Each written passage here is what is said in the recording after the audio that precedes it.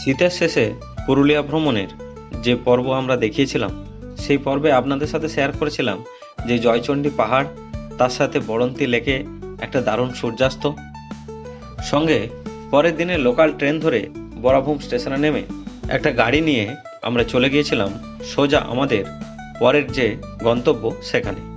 তবে এই পর্বে আপনাদের সাথে শেয়ার করব মাঠাবুরু অর্থাৎ মাঠা পাহাড়ের নিচে একটা রিসর্টের গল্প।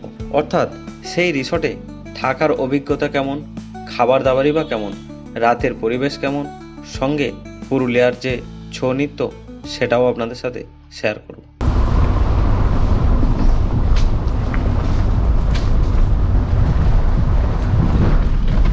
অদ্ভুত নিস্তব্ধতা, একদম পুরো জঙ্গলের মধ্যে। বরাভূমে আমাদের ট্রেন থেকে নামতে মোটামুটি বেজে গিয়েছিল 11:30 থেকে 12টা। তো আমরা রিসর্টেই গাড়ি বলে রেখেছিলাম, সেই গাড়ি আমাদের পিক আপ করতে চলে এসেছিল বরাভূম স্টেশনে। এই গাড়ি নিয়ে আমরা চললাম প্রথমে একটা স্পট দেখার উদ্দেশ্যে। এই স্পটটা অনেকেই হয়তো দেখেছেন, আবার অনেকে দেখেননি, কিন্তু আমার মনে হয়েছে এটা একটা নির্ভেজাল দারুণ সুন্দর স্পট। তো রাস্তায় যেতে যেতে তার দৃশ্য উপভোগ করছিলাম। এরকম মেঠো পাহাড়ি পথ আর সামনে এরকম পাহাড়ের হাতছানি, দারুণ সুন্দর লাগছিল সেই জার্নিটা।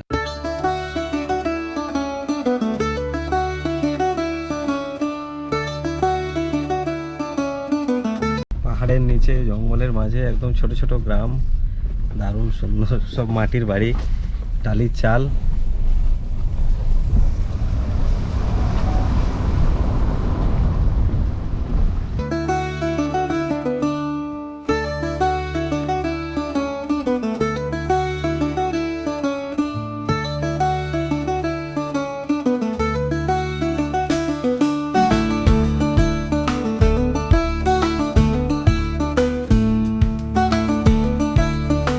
আমরা যে আজকে প্রথম পয়েন্টে এলাম না, সেটা হচ্ছে পারদি ড্যাম। তবে আজকে আমরা এটাই ঘুরবো, আর অন্য কোথাও যাব না। এরপরে রিসর্টে যাব। এখন বেলা 1টা বেজে গেছে, গিয়ে ওখানে খাওয়া দাওয়া করব আর আজকে রেস্ট নেবো। আর বসে বসে এই মাঠাবুরু রেঞ্জ দেখব। তো এই মাঠা পাহাড় বা মাঠাবুরু রেঞ্জ, যেটা গোরগাবুরু, অ্যাকচুয়ালি গোরগাবুরু রেঞ্জের মধ্যেই মাঠা পাহাড়, এটা গোরগাবুরু রেঞ্জ। আমরা যে জায়গাটা এসেছি, এই পারদি ড্যাম, এটা একবার দেখাই। মানে নির্ভেজাল প্রকৃতি, পাহাড়, জঙ্গল মাঝখানে, সঙ্গে এই ড্যামটা নিয়ে এত সুন্দর যে একটা চিত্রপট হতে পারে সেটা দেখুন একবার।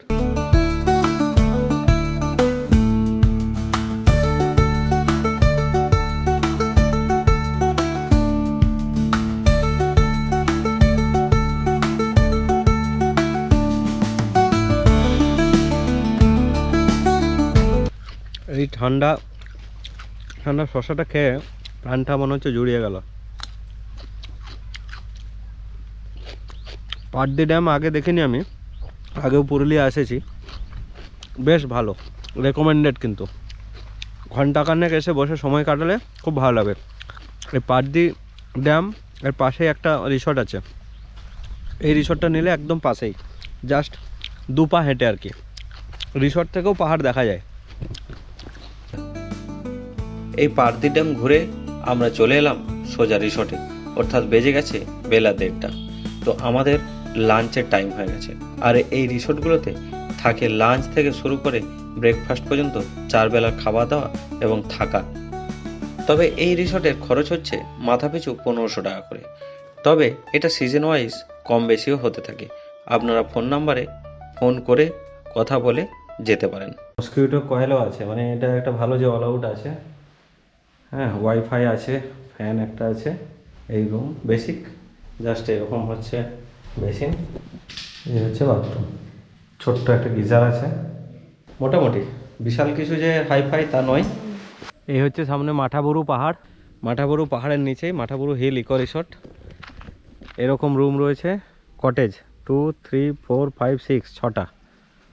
আর এদিকে কিছু টেন্ট আছে, বসার এরকম সুন্দর জায়গা আছে। এদিকে এরকম সুন্দর একটা গার্ডেন করা আছে। তবে রিসর্টের মাঝখানেই সুন্দর এরকম অনেকগুলো পলাশ গাছ আছে। যারা একেবারে পলাশের সময়, অর্থাৎ হোলি বা দোলের সময় আসবেন, তাদের জন্য কিন্তু একদম দারুণ উপযুক্ত। এখানে পলাশগুলো ফোটে, এর মধ্যেই কিন্তু আছে 2টো এরকম সুন্দর দোলনা রয়েছে। হ্যাঁ, আর ওইদিকে কিছু রুম আছে। এই মিলে হচ্ছে total Mathaburu hill eco resort. এই মাঠাবুরু রেঞ্জের মধ্যে আশেপাশে চারিদিকেই কিন্তু সব পরপর এই রিসর্টগুলো রয়েছে। এখানটায় সব থেকে বেশি রিসর্ট মনে হয় পুরুলিয়ার এই জায়গাটাতেই আছে, এই মাঠাবুরু এই এরিয়াটাতে। কারণ অনেকগুলো সাইনবোর্ড আমি দেখলাম আসার সময় আশেপাশের এইসব বিভিন্ন জায়গাতেই, কারণ হচ্ছে সব এই জায়গাটাতে মধ্যেই আছে আর কি। আমরা রুমে ফ্রেশ ট্রেশ হয়ে চলে এলাম মাঠাবুরু ইকো রিসর্টের ডাইনিংয়ে। ডাইনিংটা একদম দারুণ, একদম মোক্ষম জায়গাতে, পুরো সামনে পুরো রেঞ্জটা দেখা যাচ্ছে।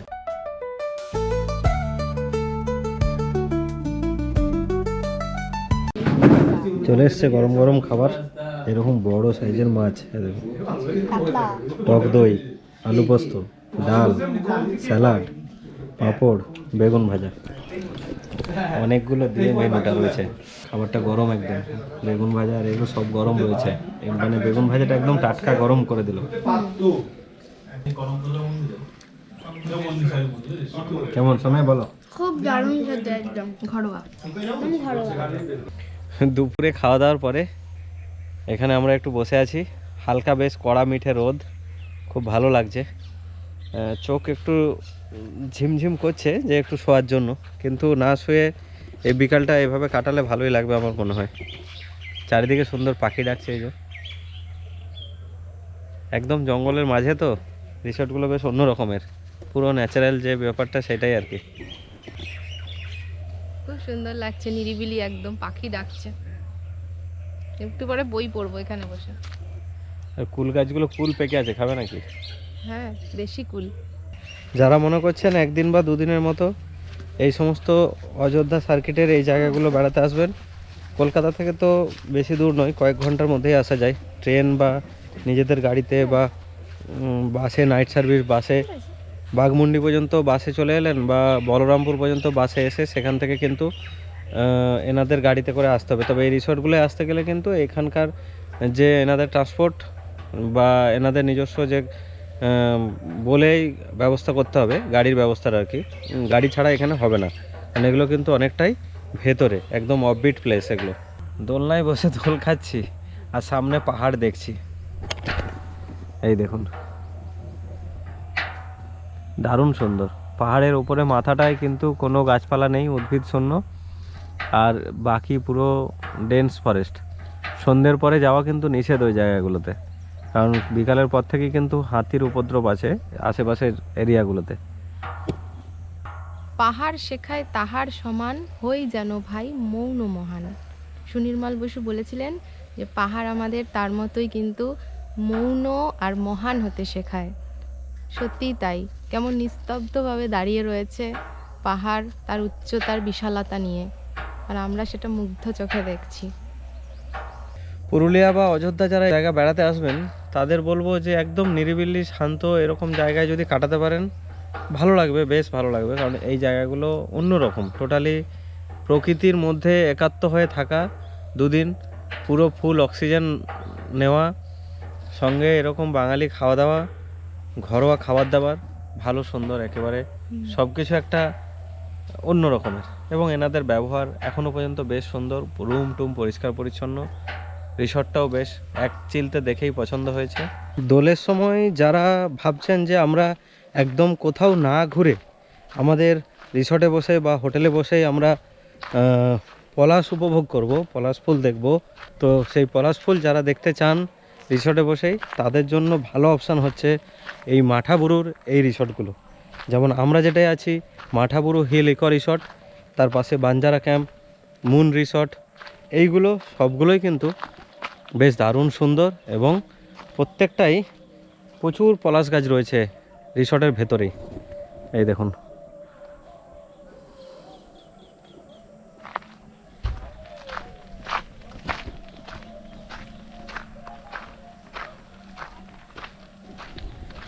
তো দোলে যারা আসতে চাইছেন যে পলাশ গাছ দেখব এবং পলাশ গাছ দেখে পলাশ ফুল দেখব রিসর্টের মধ্যে বসেই, তাদের জন্য এগুলো কিন্তু খুব ভালো অপশান এই রিসর্টগুলো। পাকা কুল পড়ছে, আরে কাঁচা তো,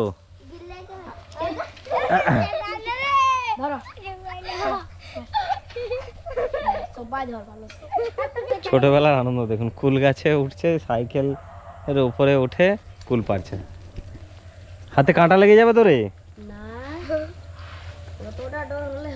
অতটা ডর হলে হবে না, না?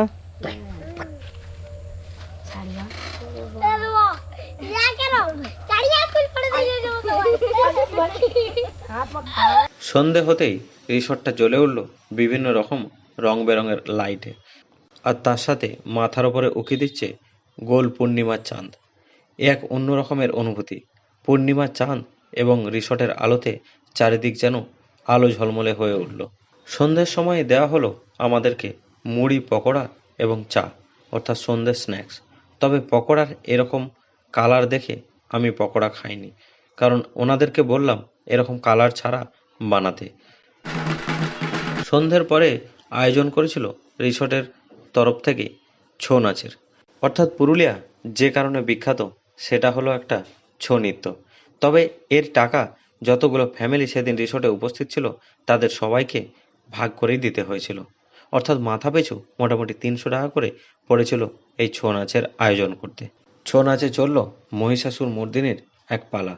দারুণ সুন্দর উপভোগ করলাম এবারের এই রিসর্টে বসে। পুরুলিয়ার এক অন্যতম সংস্কৃতি এই ছৌ নৃত্য।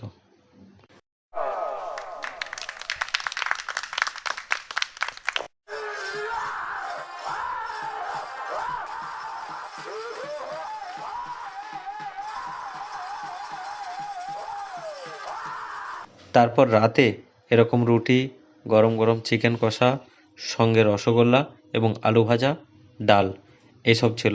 আমরা খাওয়া দাওয়া করে ঘুমিয়ে পড়লাম। সকাল সকাল একটু জঙ্গলের রাস্তায় হেঁটে এলাম। এবার আমাদের এখন হচ্ছে ব্রেকফাস্ট করে নেওয়ার পালা, কারণ 9টা বেজে গেছে, 9:30 অলরেডি। তো ব্রেকফাস্ট রেডি হয়ে গেছে 9টা থেকেই। তো আমরা বললাম একটু পরেই খাচ্ছি, এবার ব্রেকফাস্টটা করে নিই। দেখি ব্রেকফাস্টে কী আছে, চলুন দেখাই। দেখুন ব্রেকফাস্টে কী কী আছে। এরকম গরম গরম ফুলকো লুচি, চানা, একটা জিলিপি আর একটা ডিম সেদ্ধ। এই হচ্ছে আজকে সকালে ব্রেকফাস্ট। এই দিয়ে শেষ হবে একটা দিনের আপনার এই রিসর্টের খাওয়া দাওয়া। থাকা প্লাস খাওয়া মিলে 1400 থেকে 1500 টাকা পার ডে পার হেড, এই হিসাবে মোটামুটি রেটটা চলে। এবার হয়তো কম বেশি হয় সিজন ওয়াইজ। ফোন নাম্বারটা দিয়ে রাখবো, সেটা আপনারা কথা বলে নেবেন, সেইভাবে কিন্তু আসতে পারেন। তো মোটামুটি সব কিছু ওভারঅল যে বিশাল কিছু ভালো তা নয়, আর সব কিছু যে হেলদি খাবার তাও নয়। খাবার দাবার মোটামুটি টেস্টফুল, কোয়ালিটি মোটামুটি ভালো। আর এরকম আমরা খেতে খেতে এই পাহাড় দেখতে দেখতে খাবার এনজয় করা, 2 দিন নিরিবিলিতে এসে বসে থাকা, হ্যাঁ, এই প্রকৃতির সাথে সান্নিধ্যে থাকা, এটাই হচ্ছে এখানকার রিয়েলিটি এবং বৈশিষ্ট্য আর কি। আমরা স্নান করে রেডি, আমাদের গাড়িও রেডি হয়ে গেছে। এখান থেকে চেক আউট করে বেরিয়ে যাচ্ছি। অ্যাকচুয়ালি গাড়ি আমাদের চলে এসছে। রিসর্ট থেকেই গাড়ির ব্যবস্থা করে দিয়েছেন এই দাদারা, সেই জন্য আমরা এই গাড়ি নিয়েই আজকে ঘুরবো। দেখি কোন কোন জায়গাগুলো ঘোরা যায়। ওনাদেরকে বলেছিলাম আমাদের কিছু স্পেশাল দেখানোর জন্য, সেই টাইপের ঘোরার চেষ্টা করব বলেছে। আমরা একটু ব্যবস্থা করে সেইভাবেই ঘোরাবো। সেই জন্যই গাড়ি রিসর্ট থেকেই নিয়েছি। দেখা যাক কেমন হয়, আশা করি ভালো হবে। চলুন সঙ্গে থাকুন। পুরুলিয়ার আনাচে কানাচে এখন গড়ে উঠেছে অনেক রিসর্ট। এরকম মাঠাবুরু হিল ইকো রিসর্টে 1 রাত্রি 2 দিনের আমাদের যে থাকার অভিজ্ঞতা, তাতে বলা যেতে পারে মোটামুটি ভালোই। খাওয়া দাওয়া বেশ সুন্দর, পরিষ্কার পরিচ্ছন্ন, ঘরোয়া, এবং তাদের ব্যবহারও বেশ ভালো। তবে এখান থেকে কোন কোন জায়গাগুলো ঘোরা যায়, অযোধ্যা সার্কিটটা আপনারা পুরোটাই ঘুরে দেখতে পারেন। এছাড়াও ঝালদা সার্কিটটাও ঘুরে আসতে পারেন। এখান থেকে Pakhi Pahar, Pardi lake, Khoirabera dam, upper lower dam, এছাড়াও আরও অনেক স্পট রয়েছে। তবে আমরা আপনাদের সাথে শেয়ার করব পরের দিনে বেশ কিছু অফবিট। সেই সমস্তগুলো দেখতে থাকুন এবং চ্যানেলে চোখ রাখুন। ভালো থাকবেন, সুস্থ থাকবেন এবং চ্যানেলটা দেখতে থাকুন। ধন্যবাদ।